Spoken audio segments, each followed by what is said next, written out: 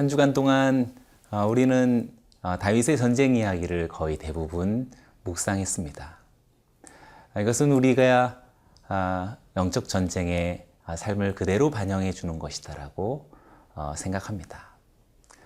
우리들의 이러한 일상은 보이지 않는 세계의 그런 끊임없는 관계 속에서 살아간다라고 할 수 있겠습니다. 그래서 우리는 얼마든지 승리의 노래를 부르지만 그러나 반면에 우리는 지금도 얼마든지 미혹의 가능성이 있습니다. 오늘의 말씀을 통하여서 우리 모두가 깨어있기를 원하고 끝까지 승리의 그 길로 달려가기를 소망합니다.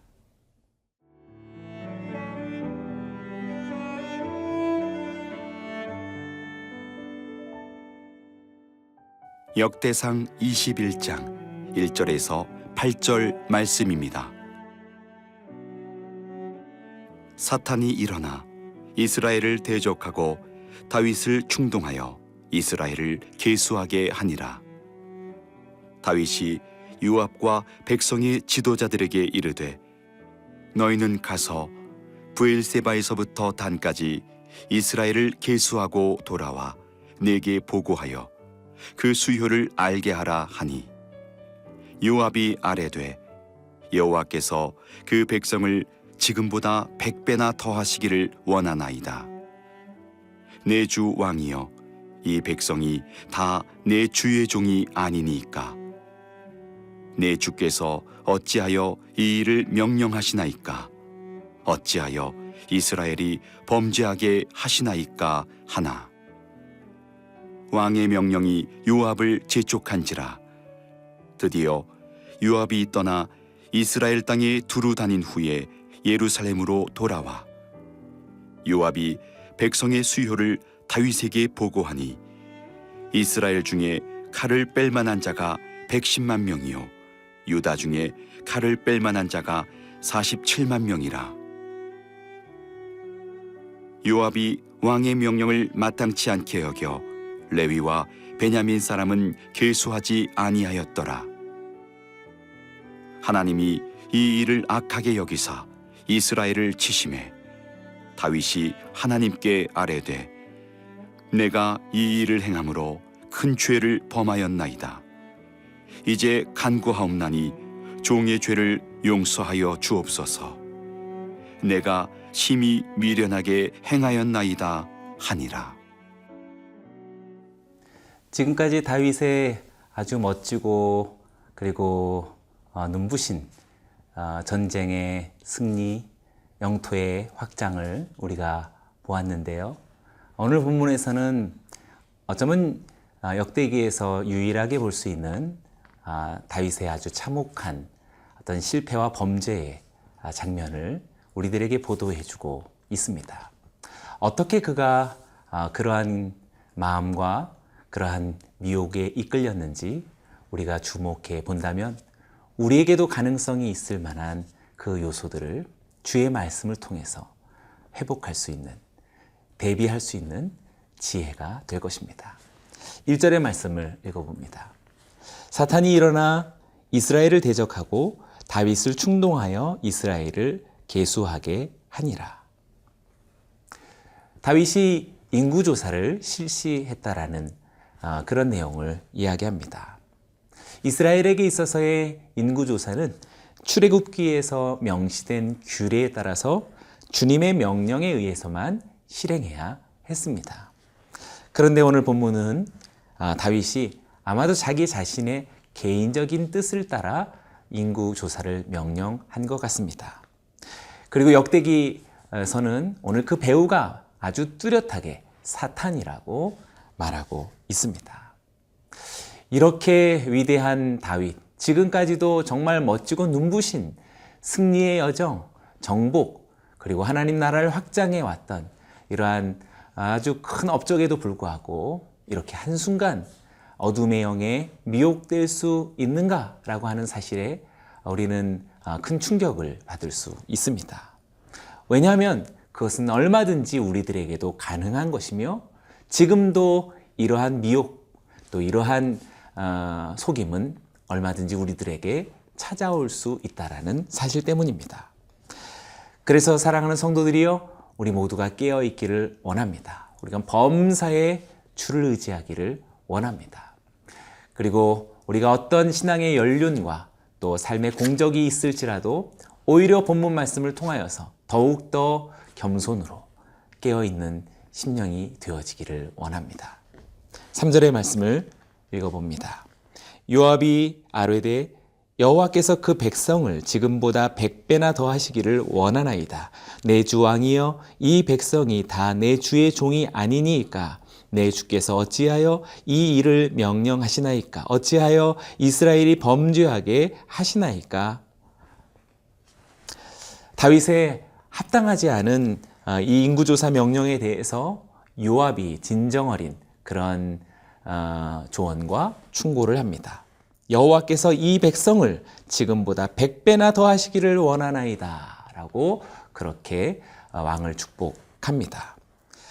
요압의 말을 통하여서 아마 다윗의 심중에 있는 그 속마음을 우리들에게 대변해 보이는 것 같습니다. 다윗의 인구조사의 명령의 그 동기가 사람의 수요에 달려있기 때문이다라는 것을 우리들에게 깨닫게 하지요. 여기서 말하는 사람의 수요란 곧 군사력을 의미합니다.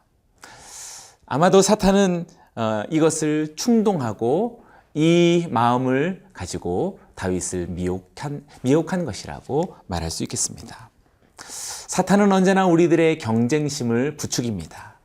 우리들에게 더 많은 물질에 대한 그런 갈망을 우리들에게 요구합니다. 그리고 더 큰 힘과 권력에 대한 마음을 우리들에게 이야기합니다. 더 월등한 실력에 대해서 우리는 목말라 합니다. 미혹하며 충동합니다. 그러므로 인하여서 나타나는 결과들은 불안하고 때로는 원망하고 때로는 분노합니다. 만약 여러분들 삶 속에 오늘 그러한 요소들이 있다면 오늘 잠잠히 주를 바라보기를 원합니다. 그리고 다시 그 마음을 정리하고 깨어있기를 원합니다. 요압은 말합니다. 어찌하여 이스라엘이 범죄하게 하시나이까? 요압은 명령을 철회하도록 용기 있게 요청합니다. 그럼에도 불구하고 다윗은 듣지 않습니다. 4절 말씀에 왕의 명령이 요압을 재촉한지라 드디어 요압이 떠나 이스라엘 땅에 두루 다닌 후에 예루살렘으로 돌아왔다라고 이야기합니다. 다윗은 요압의 충고를 거절하고 계속해서 인구조사를 고집했습니다. 한번 미혹된 마음은 웬만해서 고쳐지지 않고 다시 돌이켜지지 않는다라는 것을 보게 됩니다. 그러니 사랑하는 성도 여러분, 오늘 말씀을 통하여서 우리의 마음을 순전하게 주를 향하고 우리가 이 경쟁 사회 속에서 끊임없이 미혹되어질 수 있는 우리의 마음을 정화하여서 그리스도 예수의 십자가를 붙들고 주님을 닮아가는 삶을 선택하기를 주의 이름으로 축원합니다.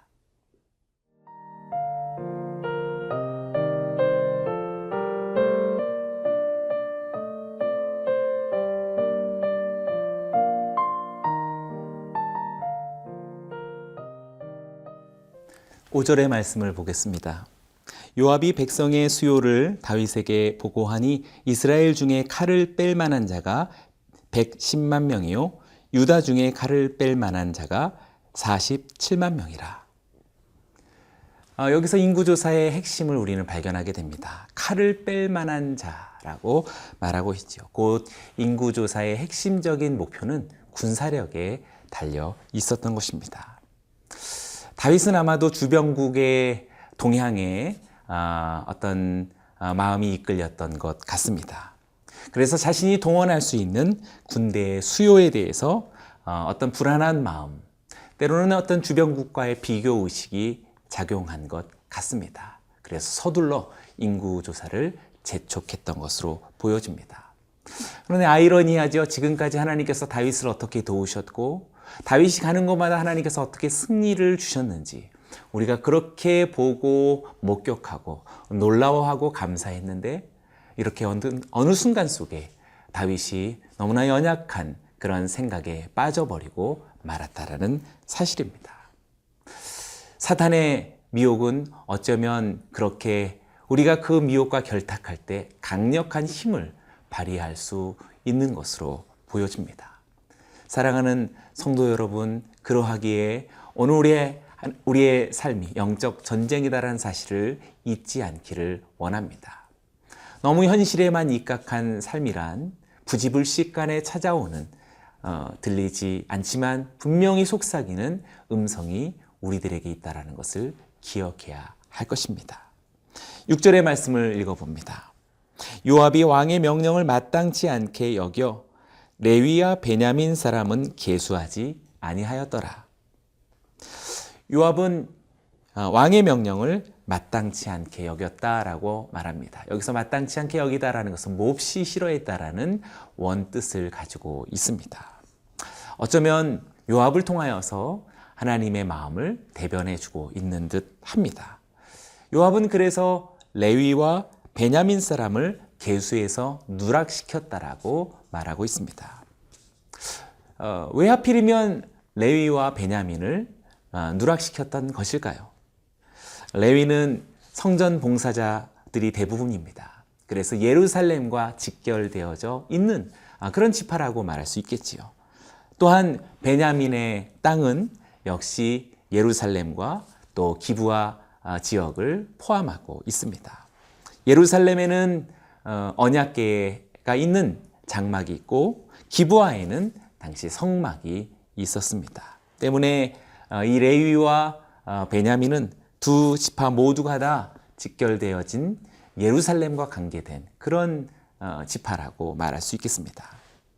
요압은 왕의 명령이기에 어쩔 수 없이 그 명령을 수행했지만 신앙에 따라서 다윗 왕에게 그렇게 조언하고 인구조사 명령을 철회할 것을 그렇게 요구한 요압은 마찬가지로 그 신앙의 뜻을 따라서 신앙의 중심지에 있는 레위와 베냐민의 지파를 군사적인 목적으로부터 차단시킨 것이다라고 말할 수가 있겠습니다. 그렇습니다. 사랑하는 여러분, 우리들의 신앙과 우리들의 양심은 그리고 우리들의 소중한 내적 하나님의 성전으로서의 우리의 인생의 중심은 군사력과 힘과 권력과 재력과 이 세상의 그 어떤 영향력들로 차단되어져야 할 것입니다. 진실로 우리의 내면에 있는 예루살렘에 거주하는 그것은 계수되지 말아야 할 것입니다. 7절의 말씀을 같이 읽어봅니다. 하나님이 이 일을 악하게 여기사 이스라엘을 치심해. 하나님은 이것을 악하게 보셨습니다. 그런데 중요한 것은 이스라엘을 치셨다라고 말하고 있습니다. 다윗 왕 개인적인 범죄였음에도 불구하고 이스라엘 전체가 큰 하나님의 징계를 받고 있습니다. 만약 성도 여러분이 어떤 일련의 그룹의 지도자시라면 오늘 이 본문에 주목해야 하겠습니다. 우리는 그래서 지도자를 위해 기도해야 할 것입니다. 아주 크나큰 공동체의 책임을 대표하는 자가 되기 때문입니다. 또한 그리스도인들은 이 세상에 대하여서 지도자들이라고도 말할 수 있습니다. 때문에 그리스도인들의 부패란 세상의 징계와 심판과 무관하지 않은 것입니다. 사랑하는 성도 여러분들의 날마다의 성숙과 성장과 성결과 거룩함이 있기를 원합니다. 마지막으로 8절의 말씀을 읽어봅니다. 다윗이 하나님께 아뢰되 내가 이 일을 행함으로 큰 죄를 범하였나이다. 이제 간구하옵나니 종의 죄를 용서하여 주옵소서. 내가 심히 미련하게 행하였나이다. 다윗은 범죄의 사실을 뚜렷하게 인정합니다.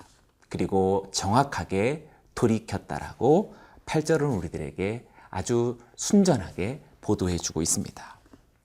그가 어리석게 사탄에 미혹되어서 범죄했다라는 사실은 참으로 수치스럽기도 하고 안타깝지만 중요한 것은 돌이킴입니다. 지금 이 장면은 사실 결코 부정적인 그런 장면만은 아닙니다. 이 범죄와 이 회개의 사건을 통하여서 이제 바야흐로 하나님의 성전의 터가 결정되어지는 계기가 되기 때문에 그렇습니다.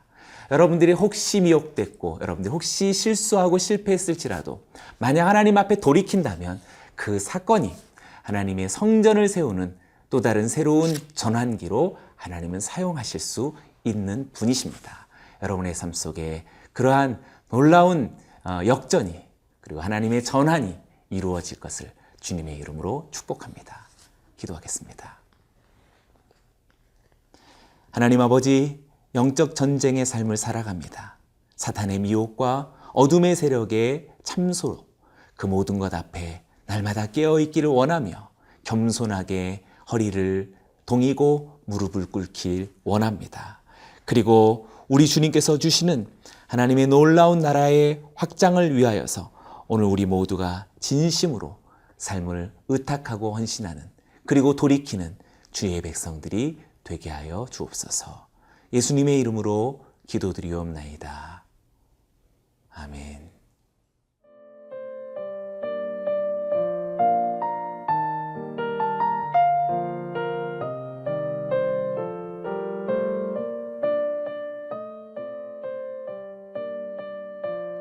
이 프로그램은 시청자 여러분의 소중한 후원으로 제작됩니다.